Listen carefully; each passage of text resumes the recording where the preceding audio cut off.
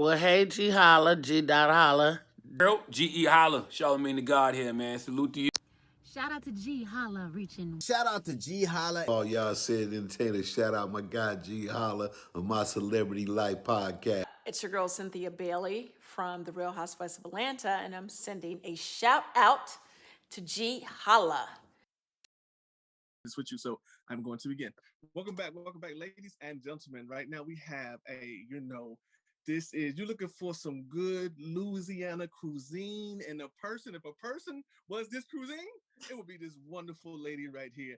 And we're talking about the real life Louisiana gumbo. She does all kinds of things. We're talking about an actress, a producer, a self-taught, self-made woman out here in the world, being great and magical as she is. And in her own words, I'm gonna let her introduce herself so you guys can get a better understanding of who she is. What's up, everybody? This is your girl Denise Boutte, and hi, Sean, darling. Absolutely. We're talking about a star right now. And Kimmy D, please jump onto the line and speak with our wonderful guest of this afternoon. Thank you for being on the show. All right, good afternoon. It was like lovely intro for her. So I just wanted you to do a little background about who you are, where you come from, for those people who may not be aware of your talents and things that you've done entrepreneurial wise, and then we'll get into the present. Woo, girl, that's a big question. Oh Lord, who I am. How do I condense this? I'm from a small town in Louisiana, graduated LSU, had a career in advertising, fell into acting, and here I am acting, producing, and also have another brand that I'm working on, a spice line called Louisiana Girl Spices. So I was reading a little bit about you. So what was your motivation for your brand as far as the season? And also, what is it about you that makes you stand out and continue to do acting, to coming from a communications background? Oh girl, you got some hard That's all information in each one of those. Okay, that's what I'm confused about. Okay, there's so much in there. So how did I come from wanting to do the spice line? That's the first question. The first question. So let's take it present and take it backwards. So okay, what was your inspiration? So let's start with one piece at a time. Okay, what's the first question? The first one is, what was your inspiration of doing the season in line? Okay, perfect. Okay, so I come from Louisiana, of course. And so I come from a long line of folks that can throw down in the kitchen, right?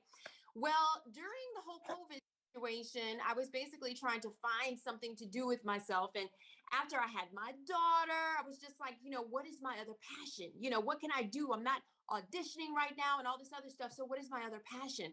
Well, when I was in advertising in Louisiana, every single Saturday, I would do a call with my mom.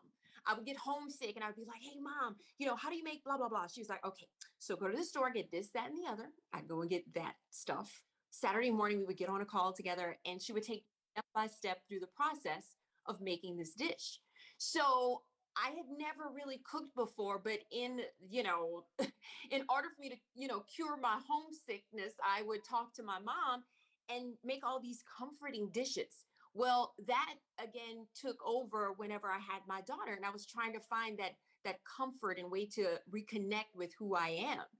And so that kind of manifested into something else. And when I met Chef Jannard, who I have the cookbook with, it was just kind of like an epiphany. He was just like, what is this? What are you using on the salmon? Something as simple as that, right? And I was just like, I don't know. I'm mixing myself in the kitchen. He was like, you need to put this in a bottle. And I was like, what? He was like, no, you really need to put this in a bottle. So I basically gave him the ingredients. He measured it up or whatever. And we had the spice, bottled and made, and it's expanded from then. So now we're on the shelves in several stores in Louisiana, regional right now. And so we're trying to expand beyond that. But yeah, Louisiana Girl Culinary is currently only spices, but we're currently expanding into things beyond that. So you touched on a little bit of how we got there. So my other question, a part of that was, how did you go from the communication background? And I know I read about you doing a little bit of journalism, and then you were on set, and that's how you got into the acting. But what kept you motivated to continue with it? Okay, so the advertising thing, I thought that I was going to be a journalist. I thought that, hey, I'm going to go ahead and be an anchor woman and this, that, and the other. Well, I couldn't read a teleprompter. So that dream slowly died. There is a skill set to actually being an anchor. Like that sucker's not that easy. Okay. So I wasn't able to master that. And so decided that I was going to intern at an advertising agency. Right. And so I was like, okay, let me go ahead and see how things go in Dallas. Things went great. And they were the folks that offered me my first job. So I started off with Frito-Lay. I started off with Frito-Lay, did Pampers. The last job was a Fossil. And the way that the acting thing kind of took shape was Fossil was launching their first brand of clothing, right? To save money, they had several of us around the agency basically pose for the materials they were going to put up in the stores. Great. The local agency saw some of those, offered three of us, a meeting to come in and discuss like having some sort of a career with them, for submissions and all this fun stuff. We laughed at it. I went in, took the meeting, and things just kind of went on from there. Like it was not something that I intended to do. I was a total behind the scenes kind of chick. I'm a type A personality. So anything creative was definitely not in my trajectory, but God had other plans. You know what I'm saying? So one thing led to another. It kind of didn't stop to the point where my boss was like, you got to pick one. Like you are missing so much work right now. You got to figure this out. And mind you, I was married, I think for 6 months when that happened. And I chucked the deuces and that was it. My husband was like, I support you with whatever decision you make. And I really think you need to follow your heart right now, because these things aren't happening by happenstance. Like this is happening for a reason. So loaded up the truck, girl. We didn't move to Beverly, but we loaded up the truck and headed out west. So, as a woman who handles many different avenues with the producing, the acting, and then your own entrepreneurial things, how do you balance it all? You know what? You can't. I mean, at certain points, one thing, takes all of your time and effort. And so I wouldn't necessarily call it a balance per se. You give the attention to what it is that needs it most at the time. Like right now, for instance, I've got 3 projects that just all decided to hit at the same time from a production, standpoint. So I'm just like, woo, wiping my brow, on one side, but then I've got Louisiana girl stuff, orders that I need filled to take care of tonight. You know what I'm saying? So I don't know if I've ever like gotten the balance down. Then baby girl comes home off the bus and she wants to, tell me about her day. So, and then a wife, you know what I'm saying? So it's just a matter of picking and choosing and giving yourself to whatever it is that needs you most in that moment. But just finding the joy in it. You know what I'm saying? You're never going to have a to-do list completely checked off. I talked to a friend of mine one day and she told me, find the top 3 to 5 things that you can accomplish in a day, but you'd have to have a quitting time. So at some point, you have to reward yourself at the end of the day by saying, I checked these boxes, I accomplished something. Now it's time for me to rest. You know what I'm saying? Because if not, I mean, I wouldn't go to bed at night. You know what I'm saying? I mean, there's always something to do, but again, I try to find, a way to give myself to everything, but there's no way to just, conveniently, equally position yourself for everything. So I give myself, as needed. I'm glad you mentioned that because I actually told someone that the other day, how if you can just check off one thing, you actually program your brain into feeling success for that day. Yeah. Yes. And you so have to feel like you accomplished something, or else you're just kind of like spinning your wheels like, oh my God, I still have this to do. Oh my God, I'm sad. And for me, making a home cooked meal matters. You know what I'm saying? Last night I made some pot pie. I at least 3 to 4 times a week I cook. So on certain days or whatever, that's slated. So my quitting time, as soon as baby girl comes home or whatever, by 5:30, I'm in that kitchen. You know what I'm saying? So I have a schedule of sorts. Of course, I can't follow it to the T all the time, but I do my damnedest or whatever to know when to unplug, and once that food is on the table or whatever, we have that meal. Then it's time, for that next gig, I guess you would say, to start. But you have to give yourself time to, like you said, reward yourself by checking off a box. Like you have something you accomplished by the end of that day. and that you give your self time to rest and regenerate so you can go and fight, the next day. And I'm glad that you mentioned that as well, because I think sometimes mentally, as the stigma of a Black woman, is the superwoman. And I tell people that can be debilitating a lot, and how you never fully ask, do you need help? Or you got it, so you take on everything. Do you feel like that stigma has hindered people within the community as well? Oh, I'm sure. You know what I'm saying? And there's times that I got to check myself. You know what I'm saying? But if you surround yourself with a good group of girlfriends or whatever, who gonna check me, boo? If you got yourself, an amazing village, they can see when you're going haywire, or when they're like, okay, girl, come on, babe. You need some lunch, you need some dinner, you need some talking time or something like that, because it is hard. You know what I'm saying? For the most part, if I'm not on set, if I'm not working on set, I'm over here and I'm hustling. You know what I'm saying? And from a production standpoint, again, with all of these projects that I have going on right now, I have an amazing team, but I am a perfectionist. I am a type A personality. Okay. So to me, no one does it better than me. So, if we're getting a pitch or something together, I want to be that person to, quote, massage the dialogue and make sure that it sounds right and it flows right. But I also have to learn how to delegate. That is also a part of being an amazing leader and being a boss, okay? Is learning how to delegate. You have to let go.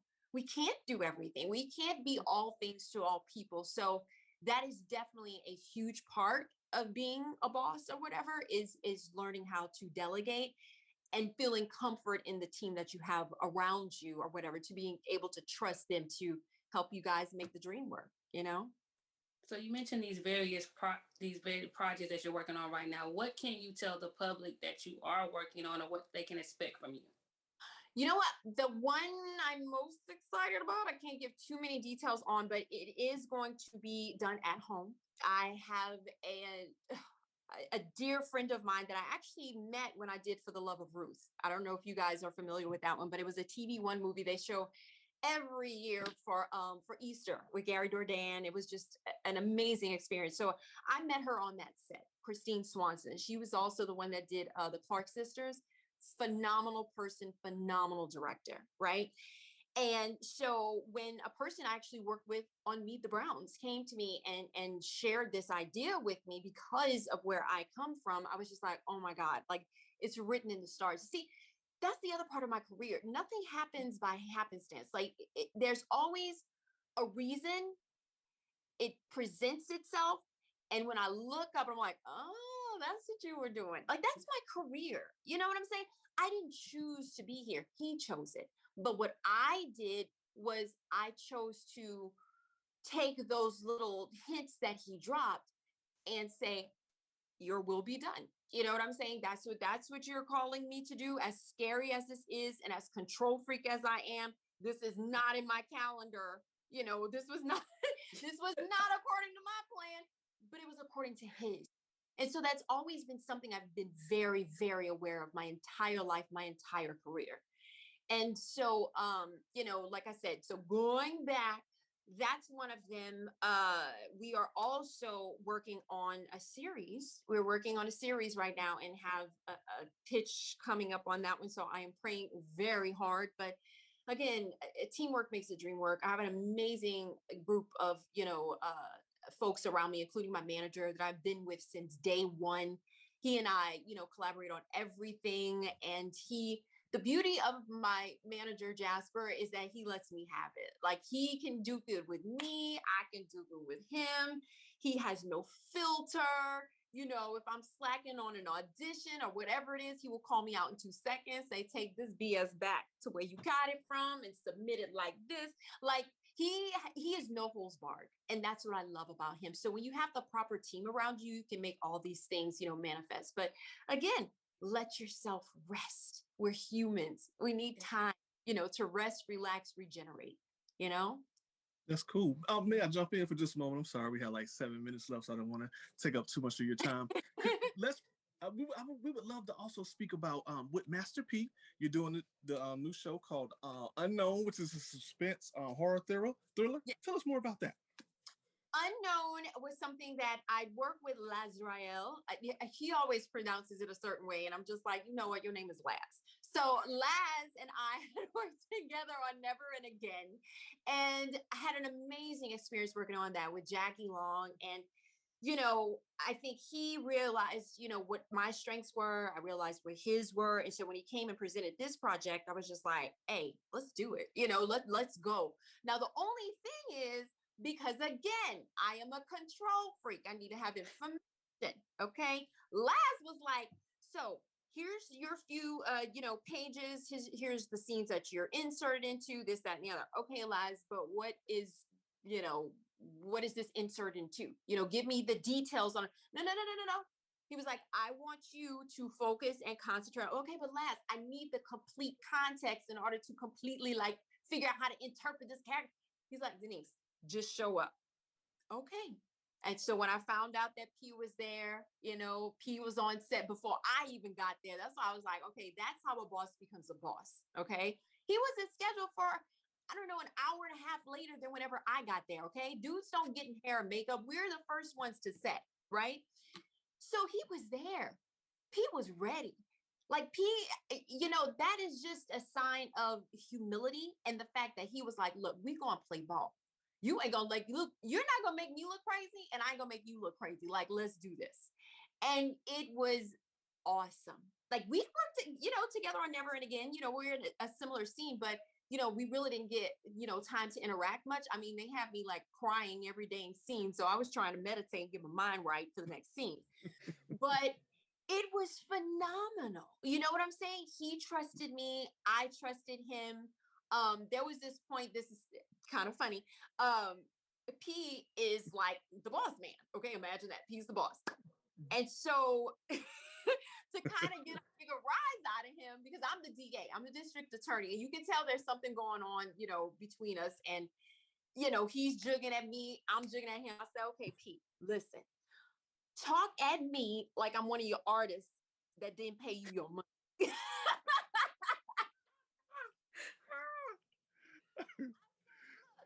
I'm grown. I can take it. I was like, the only problem you might have is I might burst out laughing in the middle of the scene. I said, but no, talk to me not, good dad P doing stuff for the community and all that stuff. Not that P. Go back to the old P from the streets.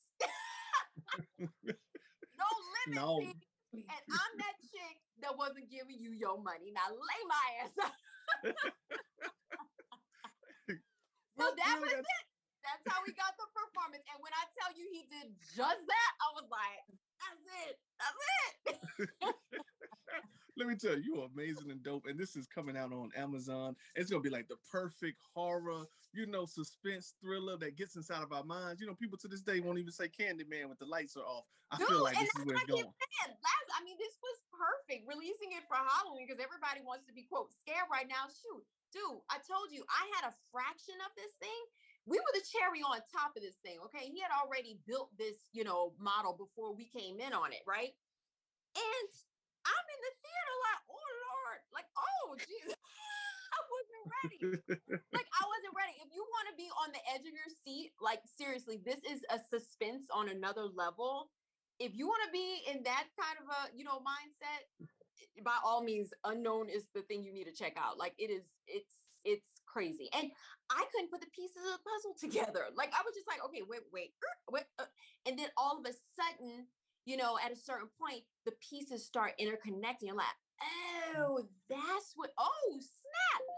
So it kind of, puts you back on a journey to where all these pieces start to fall into place. And it's a phenomenal film. I told Laz, I'm afraid of what's going on in your mind, because for you to have thought of something like this, you got something going on up there. Absolutely, I agree. Okay, we got to let you go. We got 30 seconds or less. So please let the people know that you're on My Celebrity Life with GeHolla, and give us your social media. Thank you. All right, everybody. I'm on My Celebrity Life with Ge-Holla, and you can check me out, Denise Boutte, on Instagram at Denise_Boutte, B-O-U-T-T-E. It is not booty. It is B-O-U-T-T-E on Facebook, on Instagram. And if you want to check out my culinary side, go to Weeziana Girl. That's WEEZIANA girl.com. So check me out. I'm on Instagram, on Facebook, all that fun stuff, but I don't tweet. No. Thank you so much for being on the show. You're wonderful. You're awesome. You're amazing. We got to let you go. So thank you. And please be upon your safe journey in life. Thank you. Thank you. You guys too, okay? All right. All right, Have a good take care. day. Bye. Holla, holla.